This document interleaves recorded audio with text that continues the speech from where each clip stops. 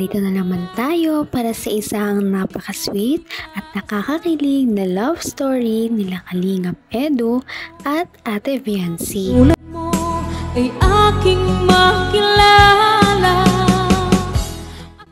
Para sa pagpapatuloy ng ating love story, ito na ang pinakahinihintay na long message ni Ate Viancy para sa kanyang mga bisita sa kanyang birthday. Ito pa nga lang ang time na makikita natin si Viancy na matagal magsalita sa harap ng maraming tao.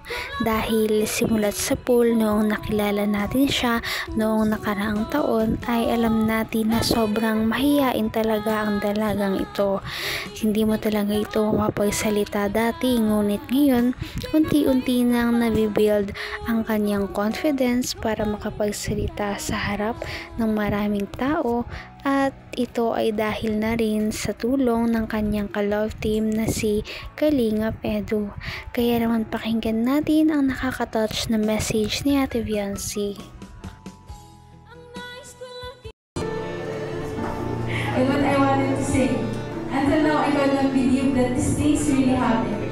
Sinong mag-aakala na yung dati pinapanood ko lang ay makakaharap at makakasama ko na pala. And most of it, we are here. We give smile and good vibes to those people, especially sa mga OFW na mostly nagmamahal at susuporta sa atin. I'm not expecting to that my crush will become my leading man.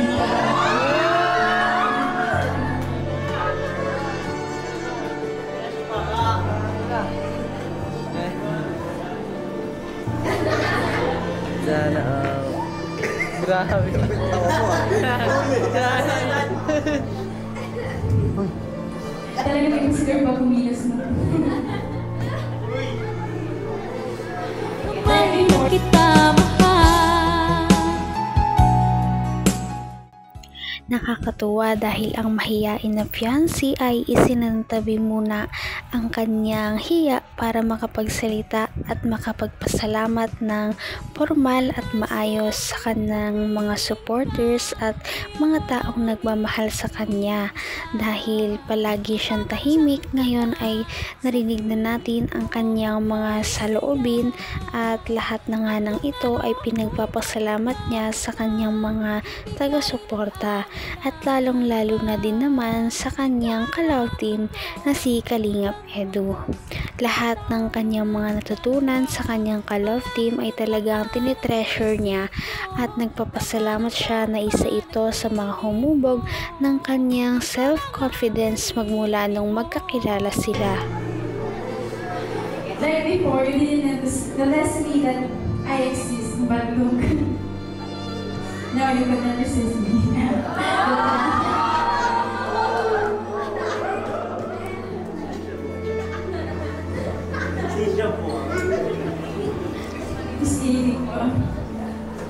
I'm always in our journey as a Kalingap love teams.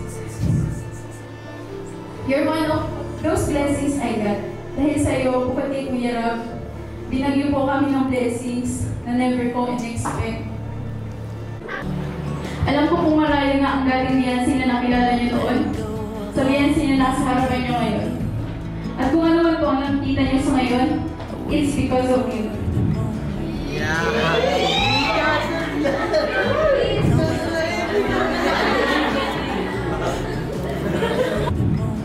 Hindi ko naman akalain na hindi ko rin inaasahan.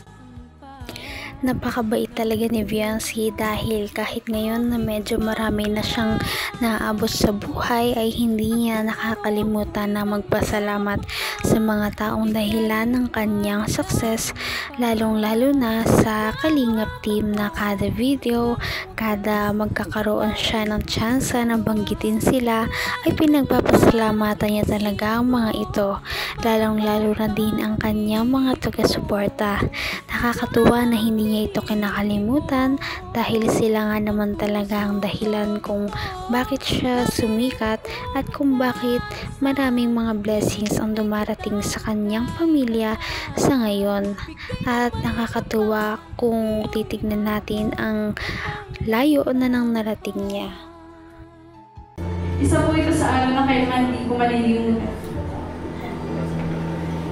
Gusto ko rin po pasalamatan ng mga taong ito at grupo na nagmamahal po sa amin sa NC Collaboration Community Group po.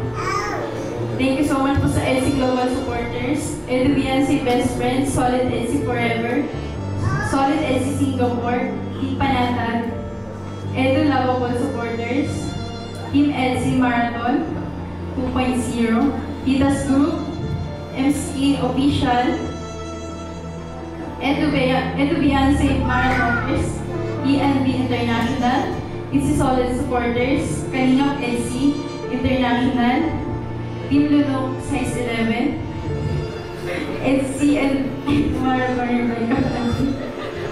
Coordinator Mark Davidson Garcia. Sasamahan kayo ng ating mga team.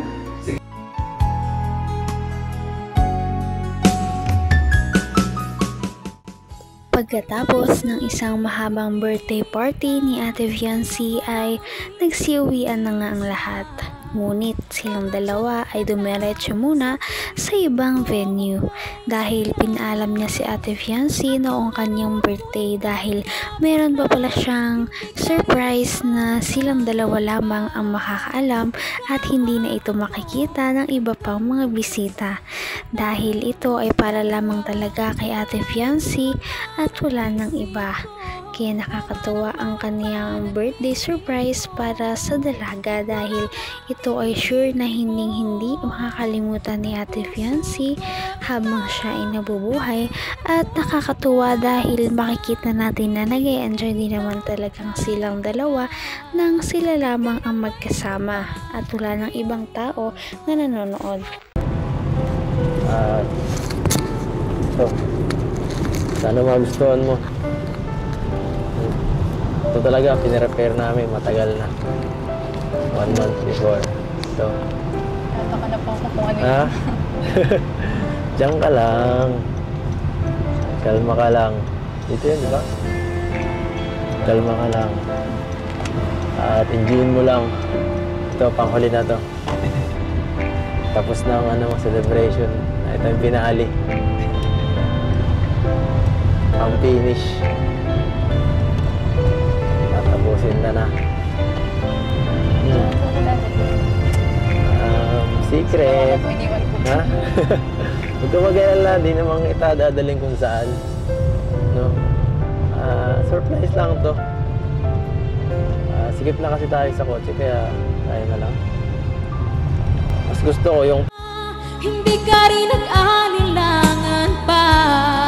Ikaw at ako'y sa pupuntahan nilang birthday surprise ay hindi na nga mapakali si Ate Fiancee kung ano ba talaga ang isa-surprise sa kanya ni Kalingap Edu. Kayo rin mga viewers ay hindi na rin makapaghantay kung ano nga ba ang surprise na iyon. Kaya naman, ito ay mapapanood natin sa ating susunod na video. Nandoon ang buong surprise ni Kalingap Edu sa ating birthday girl na talagang nagtrending at inabangan ng lahat dahil sobrang nakakakilig ito. Dahil sa lahat na naka-love team ni Kalingap Edu ay dito niya lang talaga ginawa ang bagay na ito. Kay Ate Fiancee niya lang ginawa ang bagay na ito kaya sobrang unique. Napaka-sweet talaga nila at napakabait ng tambalang ito kaya maraming sumusuporta. Kaya naman, sana ipatuloy natin silang suportahan at mahalin si Fiancee, si Kalingap Edu at ang Kalingap team. Yun lamang at maraming salamat sa panonood. Abangan natin kung magkakatuluyan ba talaga si Kalingap Edu at Fiancee. Hanggang sa muli. Bye! ngayon'y abot kamay na kita. Mahal